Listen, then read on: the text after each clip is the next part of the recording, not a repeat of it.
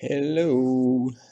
Well, it's June now, and last time I posted for the animation series, it was January. And back in January, I said I was going to do drivers and how to use drivers to animate shape keys. Nah, I'm not going to do that. We're going to animate other stuff, inspired to animate other stuff. So here we have our cube, standard setup cube. And in the previous videos, we talked about, like I used these to animate the eyeball in the last episode.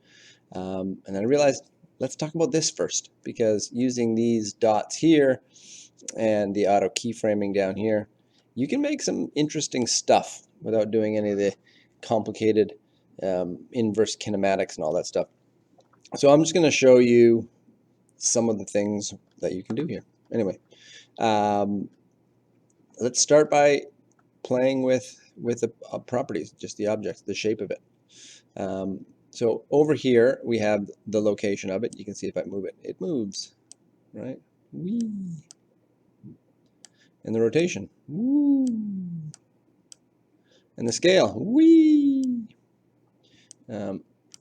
If I'll set those all to 0, set it all back to the beginning.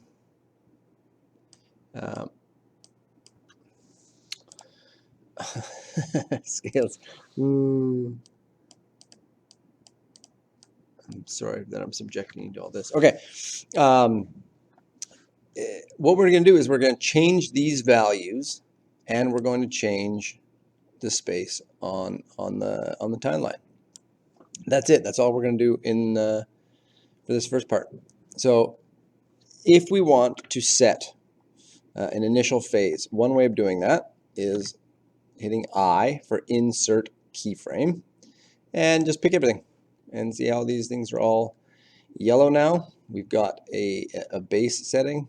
Can't see it because my little mouse cursor here, but underneath there is a orange dot. That is a keyframe.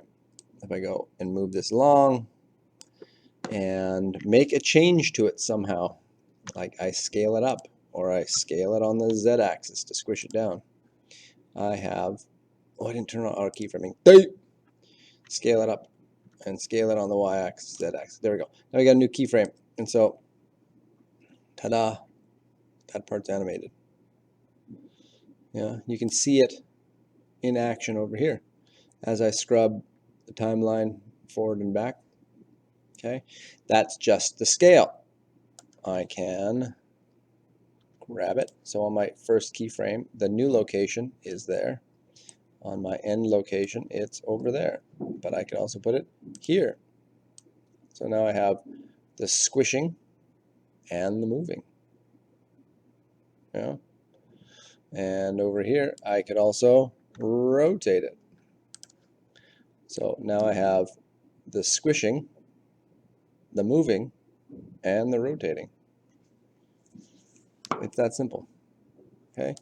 But what you'll notice is these dots, which are now all diamonds, they are everywhere.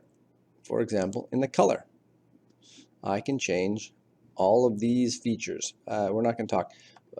This is the principal BDSF shader. It's got a lot going on. We're going to talk only about the color. We can animate the color of this thing. So if we're talking about color later, but in a different video. But you can see here now we have a white cube that turns into a flattened white. What do you call that? Box? Is it just a box? We'll just say it's a box. Whatever. But let's change the color as we go. So it starts as white, and over here it's going to be something different. I turn on the keyframe, I change the color, and now my box, yeah, white. Oop, there we go.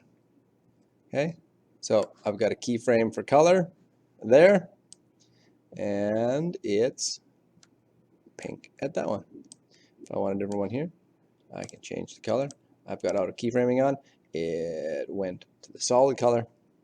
And now it goes white to blue to pink because I'm animating the color. You can do that for anything. All these things. All this stuff. Oops. I don't know why I'm clicking all these. There's lots to do. Anyway, animating anything.